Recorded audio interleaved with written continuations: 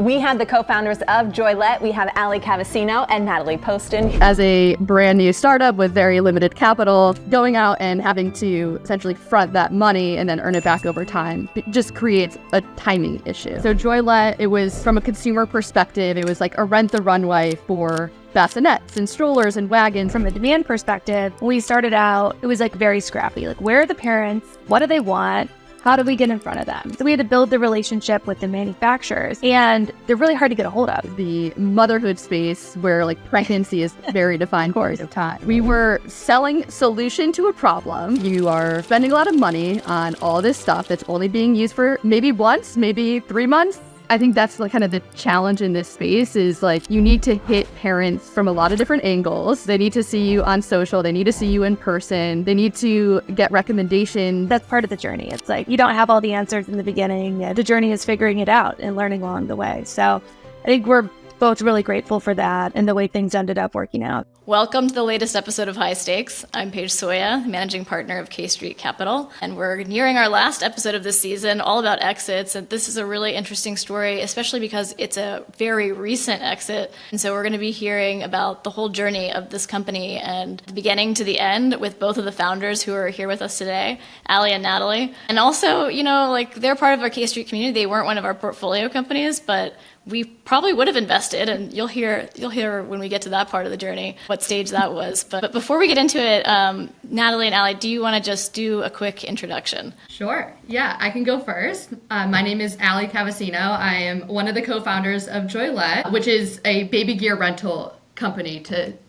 We'll get more into that in a bit, but my background professionally, I spent the last 10 years in a variety of strategic finance roles, consulting for a lot of, private and public companies on capital deployment strategy, shareholder value advisory, and in the last 5 years was at United Rentals, which is the largest equipment rental company. And I was focusing on strategy and M&A there. So really, focusing on trying to find new adjacencies and products that we wanted to start renting out there and going out and building those organic strategies and then looking for M&A opportunities to execute on those. So during that time working in rentals, I was also starting to think about becoming a mom myself and ultimately did. And just kind of had that light bulb moment of, why is there no United Rentals or Rent-the-Runway or a similar type of company for the baby gear space where you're using a lot of expensive stuff for a really short period of time. So then I went to business school at Georgetown and I met our wonderful co-founder, Natalie. Yeah, thanks, Al. And I can jump in with my background. So I spent the first 10 years of my career in consumer PR. So I worked on big integrated agency teams consulting for Fortune 500 CPG companies. So think like Starbucks and Hershey's and State Farm, P&G, Unilever.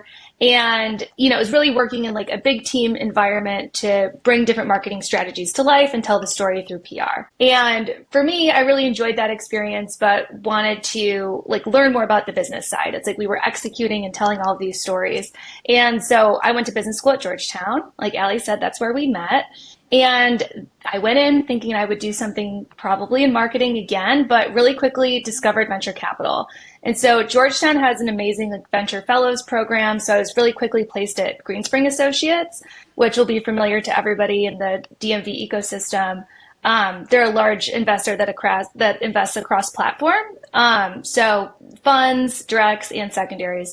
While I was there, we were acquired by StepStone. So also eventually became a StepStone employee. But Alli and I love to have a million jobs at once. That's founder life, right? So, was in school, working in venture. And then on the side, we were also working on JoyLet. And, so for me, I was really excited to come along and join Alli in her vision. We met in class. So actually everybody had to come in and pitch an idea for a startup. Alli pitched JoyLet under a different name initially. We called it Giggle with a really weird spelling, and quickly realized we had to pivot the name. But we worked on it in a class project with like 6 other people. But at the end of the day, her and I were really the most passionate about it. And our skill sets really fit well together, right? With my background in kind of marketing and PR, events, community building, obviously a touch of venture, and then her with really the finance, the rental, and the operational experience. It really was the perfect combination of people to start this company, I will say. And the first time I ever heard you guys pitch, I remember thinking like, wow, how did you even find each other? To have someone that has the logistical, operational, supply chain understanding, and then also somebody that has CPG relationships, but has also worked in venture capital, so knows what's really required to, get the financing and what the metrics are you should pay attention to in that journey. It was just super impressive. But anyway, I guess why don't we start with the beginning of the story? Like when you guys founded the company, that was back in, I think, what was it, 2021? I want to say. Yeah, so we started, like during the MBA program, we started tinkering with the idea throughout the curriculum. So anytime we could use it as a class project, we did.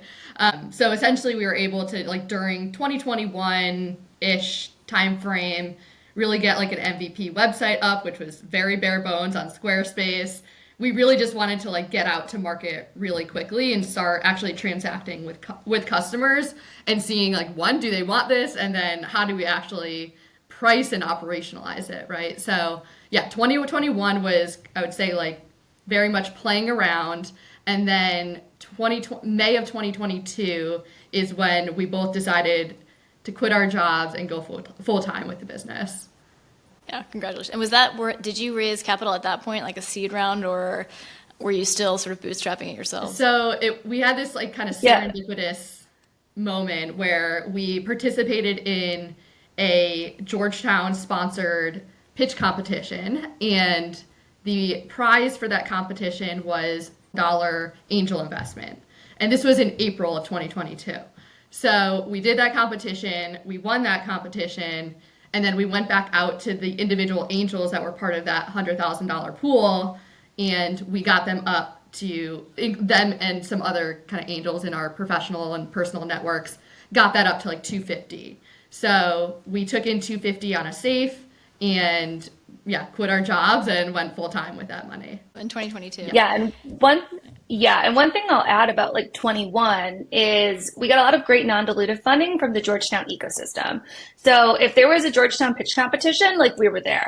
So we started off with like Entrepreneurship Challenge was like, $10,000. And then we got another break with Bark Tank, which is funded really generously by the Alliances family.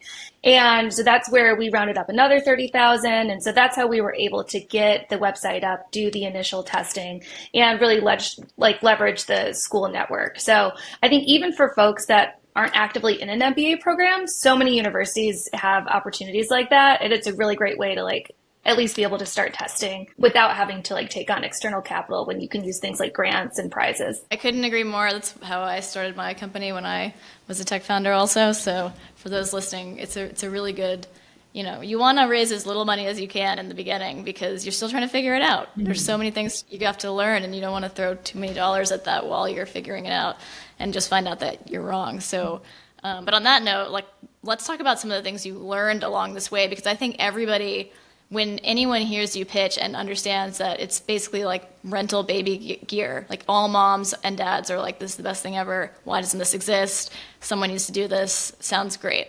Every idea sounds great until you get into it. And so why don't you share some of the things you learned along the way and that you changed with the business as you were building it?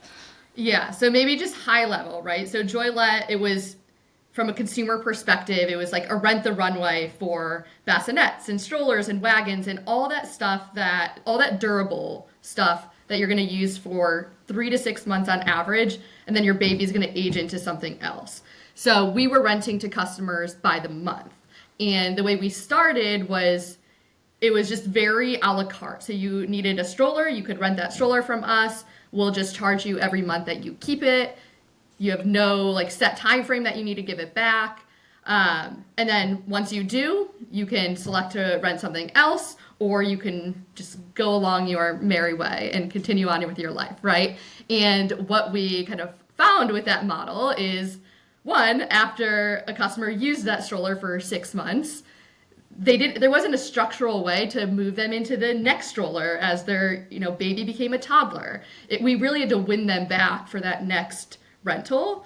So it was too transactional in nature. And then there was really this kind of cash flow timing issue where we needed to buy that stroller today for $500 and rent it to you by the month for, call it $50 a month. And so it took time to pay back that asset. And right, it's like ultimately those unit economics work out really well. But as a brand new startup with very limited capital, going out and having to essentially front that money and then earn it back over time just creates a timing issue. Yeah. And I think when you what's interesting too is if you think about marketplaces, right? You have the demand and you have the supply. So from a demand perspective, when we started out, it was very scrappy. Where are the parents? What do they want? How do we get in front of them? So we really found Facebook marketplace and Facebook groups is a great place because parents were actively seeking this gear. There's other mom groups on different platforms that we were really active on, but it was almost kind of a hacking. We would just reach out and be like, hey, we actually have this to rent. Here's why you should do it. And so we were really building the awareness in a grassroots way. And then on the supply side, right, it's we really wanted to go new with these items. We were very concerned about safety, cleanliness, origin of gear. So we had to build the relationship with the manufacturers, and they're really hard to get a hold of. It's some of these baby gear companies are small.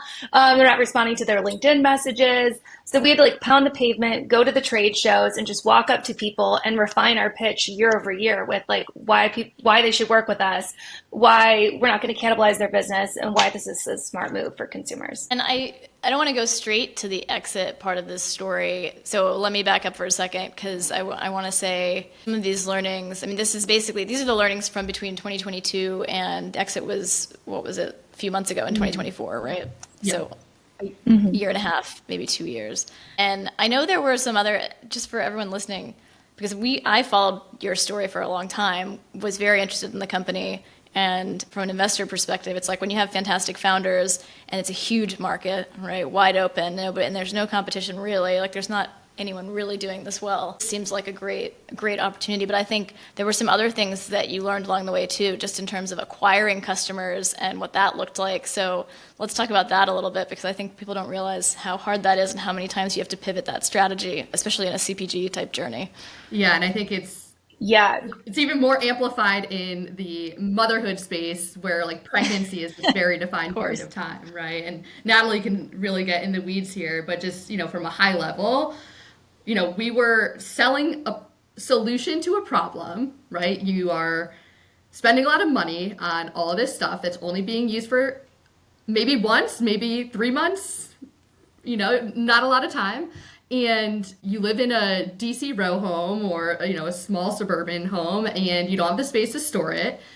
Your kid might not like what you actually got and you might need to get another version of it, right? So we're solving this problem that if you are a first-time pregnant woman having a baby shower and acquiring all of this stuff, you don't know you're about to have those problems yet. So we're selling this problem and we have to convince the customer that they're gonna have this problem and act on a solution before they have it, right? So there's again, this timing issue and, we can get into more of the kind of weeds of our product as that kind of grew, but I'm gonna end it there and let Natalie get into the next part. Okay. Yeah, I think this is something you hear about customer discovery all the time. And as you're going through it, it's hard to tell the signal from the noise, right?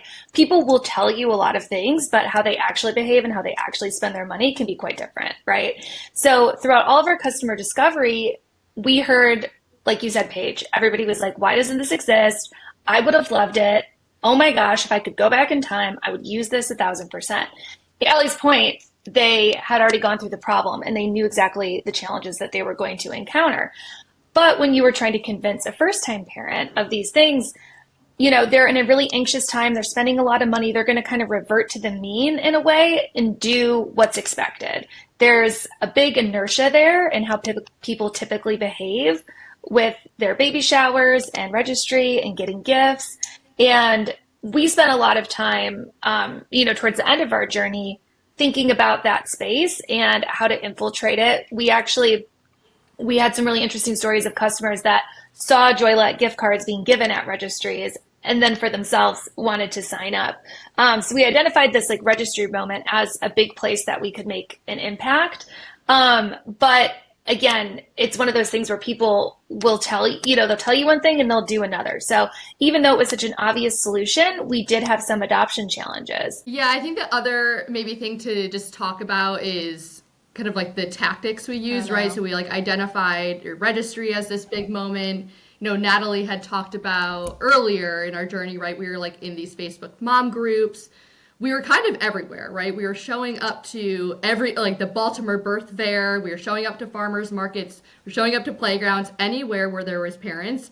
We were there trying to get the word out for JoyLet. And, what we found or didn't find over the course of, 18 months, selling multiple versions of our product was like, we just couldn't find that distribution hack or that growth hack, that one channel that really unlocked for us, right? So, I think that's kind of the challenge in this space is like, you need to hit parents from a lot of different angles.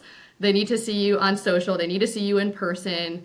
They need to get recommendations. Most importantly, they need to be referred to you by their friends and family. And we were operating with a extremely grassroots marketing budget, right? A lot of it was us, in Facebook mom groups saying, oh, you're looking for a bassinet? We rent that, right? Yep. So we didn't have a ton of dollars to really push each of these channels that we would have needed to. Yeah, and I can give an example that's really interesting. As we were looking for this, as we were talking to investors and being in the ecosystem, we were hearing that a lot, find the growth hack. One company, they're fairly new, called Augie. They are a baby gear marketplace. They're like working on an affiliate basis with folks like Amazon. But the way that they got that like grassroots support and distribution hack for their business is they started a mom group. And it became an app. And it was billed as a place where parents could talk about gear. They could also talk about service providers, things like lactation consultants. But they found a way to get parents off Facebook and into their app where they could be having these conversations about gear and then drive them to their own marketplace and use all that data to populate their marketplace. So it's really interesting. They saw an opportunity in the way that like moms communicate. They built their own solution. They drove a lot of like customer traffic from that. I think it's still yet to be seen how that business will play out, but it's a really good example and something we really took note of when we were thinking about what does that distribution hack look like. And now thinking about all of that, because in the end, ultimately, I guess what I'm wondering is, do you feel like if you had gone right out of the gate and raised a lot more money, that you would have been able to figure out that growth hack sooner, or that it can be figured out? Or do you feel like maybe it can't be, and this is the best way for this type of company to survive and thrive really is with its new home, right, with its new buyer?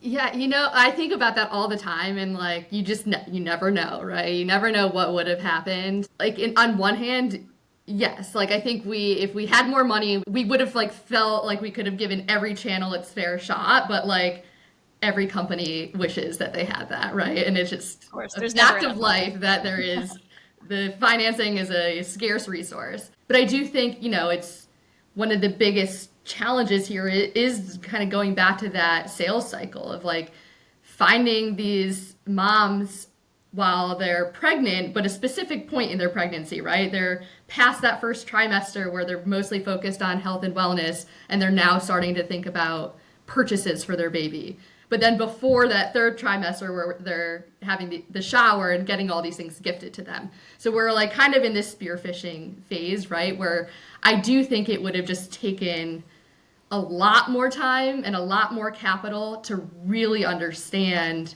if we could have found that. And I think there's too many other things happening, like in the just broader capital markets environment, in the consumer rental market in general, that we're just signaling to us that like waiting this out to see if we could get that ramp up in adoption was just a very risky decision, right? We're not a software product. We don't have a $0 holding cost. Once we built the software, and we can just try to sell it, and we're not incurring any real costs. You know, we had warehousing, we have logistics, That's what we I was have gonna say. people. You know, it costs money every day that we stay in business and every transaction that we have. So it was just a lot of decisions or a lot of factors going on that made us come to the decision that it was time to exit. Makes total sense to me. Oh, go ahead, Yeah, Natalie. and I would just add too, I wouldn't be, we're like waiting for the day in like 5 to 10 years when we get the call from the Gen Z founder who's like, what happened? I want to do this, you know? And again, it's one of those things where it's like, you'll never know. It'll be interesting to see if someone tries it with the new generation, knowing that Gen Z is the most like focused on sustainability and secondhand, you know, there could be another company that comes along in our wake. Yeah. Very cool. So let's talk a little bit about the exit. How did it come up? How did you guys make that decision that you were going to switch gears and focus on that? Or did you not make that decision? Were there certain, I guess, strategics you had relationships with that posed it to you? Let's just talk about how it happened. Yeah. So, you know, like we just talked about, right? Like we had been selling our rental membership with, you know, goals in mind for, you know, growth, right? And we hadn't found that distribution hack to really like unlock that growth where we felt comfortable investing more to accelerate it, right? And then there were just, like I mentioned, like general kind of capital markets fundraising challenges that were going on. And then this other piece where, you know, there had been several other consumer rental companies that had, you know, less than ideal outcomes over the, you know, kind of preceding 9 months. So we were taking all of this information in and trying to think about, okay, like what is our next move? Do we want to raise a bridge and buy ourselves more time to try to ramp up that adoption to then go out and raise a broader round? Do we want to go out and try to raise that broader round now? But all these kind of signals were driving us to the conclusion that we didn't have a clear path for, you know, scaling this thing in the way we really sought out to do so. So, you know, as we were kind of building the actual rental membership, we were also starting to really build in more personalization into our platform. So when we went through all this customer discovery, what we really found was parents need help deciding what they need for their baby and when, right? Like your kid is going through different developmental milestones like every couple of months, and parents are just constantly researching, right? So we really tried to build in a lot of guidance and personalization into the platform to help bring parents through those developmental milestones. And so as we like kind of saw what was happening in the space, like a lot of companies were starting to get interested in this. You know, Natalie can talk a little bit more about like our networking in this space, right? But we had these relationships kind of already in place. So when we decided that we were like ready to go out and sell, we already had the relationships with the other CEOs that we knew would be kind of like the target companies to do that. But Natalie, do you want to talk a little bit about kind of like networking as like a strategy for us as founders? Yeah, I think that's one thing we always did really well. We would talk to people and they would be like, oh, I thought you were so much bigger. You know, we were always like making relationships in the industry. You'd meet someone, they already knew about us. But yeah, I mean, for us, like being an active part of the ecosystem in the baby gear industry was really important. And that's advice that I always give other founders is, you know, it's a tough journey. Be close with those around you who are doing the same things because there's a lot of insights that you can learn and share. I think even in our early days, we were scared to talk to our competitors. So we had a really interesting moment where we were receiving an intro from one of our advisors into the CEO of one of our competitors, and we didn't know if we were going to take it. We were nervous about it, right? Like, how much do we share? What does this look like? And that was some of the best advice that we got along the way was like, keep these companies closer. You're all trying to do the same thing. These are great relationships to have. So we found that to be a great relationship with one of our competitors, but also like, you know, things like GoodBuy Gear, for example, the company that acquired us, they're a re-commerce and open box marketplace. Like they weren't necessarily a direct competitor of ours, but we were doing similar things in the re-commerce and circularity space. So it was really natural for us to get to know them. And like I mentioned, the baby gear show in Vegas every year, we had just gone, we had met with the CEO just to introduce ourselves and, you know, started building a relationship from there. So I always like a lot of founders we'll talk to are like, oh, I'm too early to network. Like, I don't have all the answers. I don't want to go talk to other people and expose my weaknesses, right? But that's how you learn, and that's how you build relationships in the industry. So that worked really well for us. I think that's great advice, especially since you ended up getting acquired, but really because you had some of those relationships all along, and when you were ready to have those conversations, people trusted you and they knew you, and there had already been that sort of open relationship, which is incredibly helpful in the whole process. Yeah, and it allowed us to move quickly, right? Like, we didn't have to establish that relationship and build the rapport. It was already there. They already knew what we were doing and where we were taking the business. So it allowed things to progress a lot more quickly. Exactly what I was just going to ask you. What was the timing on the whole deal? Maybe a month, 6 weeks, something. It's incredible. In that range. Yeah, went fast. Incredible. Congratulations. That almost never happens. And then I guess I would just ask you, what is there anything you wish you had done differently along the way, whether with the transaction or just in general building the business? I mean, I feel like there's always like little things that like you just, once you have that, 20/20 hindsight, like you're like, oh, I wish I made maybe a different decision. But I do think like we really approached building the business like methodically, right? It was like we always were super scrappy. We went out and we had a hypothesis, we'd test it, and then we'd use the answer from that test to like make the next bet in the business and where we wanted to take it. And I think we had a lot of support around us, right? Like throughout the process, kind of building in Georgetown, building in like a very tight-knit DC ecosystem. Whereas like I feel like we had like a lot of the tools that we like really needed to like give it a good shot. So I don't know if there's like one big thing I would have changed, but there's just like little things along the way, of course. Of course.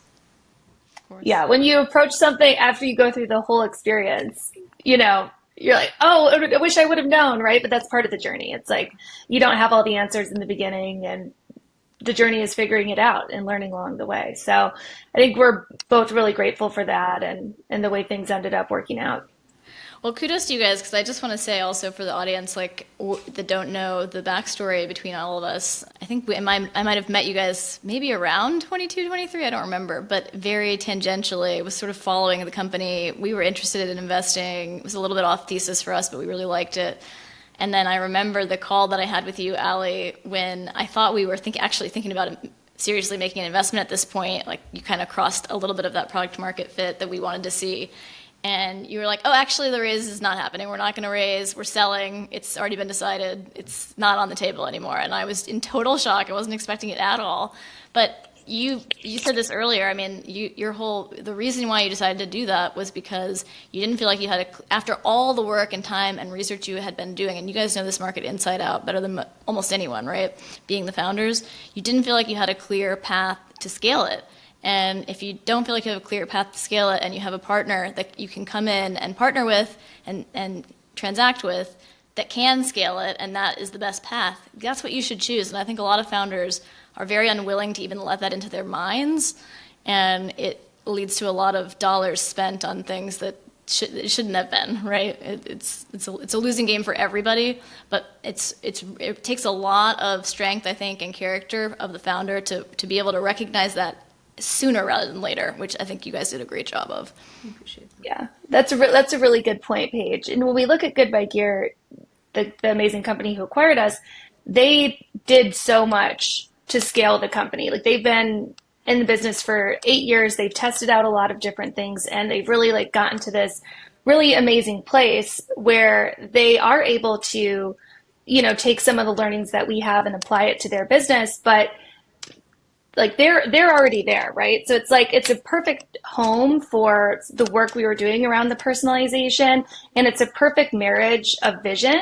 It's just getting there in a different way, right? It's like we're both seeing the problem in the market. We both want to stop this kind of overwhelming, expensive, and hyper-consumptive experience for early parents. And we want to give them a more practical and cost-effective and sustainable way to get the gear they need. So it's really like, at the end of the day, the same vision, a different go-to-market, a different execution. But the fact that even a little bit of what we've built can continue to live on at a company that's doing this at scale is just the perfect outcome. Couldn't agree more. And congratulations on the entire thing, top to bottom, and the transaction. And you guys are still advising the company. I mean, you must have the knowledge bank that you acquired from building this is just massive and invaluable, obviously. So I can't wait to find out what you end up doing next. We'll keep you posted for sure. Any final takeaways or anything else you want to share? I think we got it all. I think we got it all. So, Got it all. Okay, well, thank you for doing this. I think this is going to be extremely helpful for people, as founders and investors, honestly, to see this whole journey and just see the outcome. And thanks for sharing it. Thank you so much for having us on. This was great. Yeah, thanks, Paige. Cool. So that's a wrap.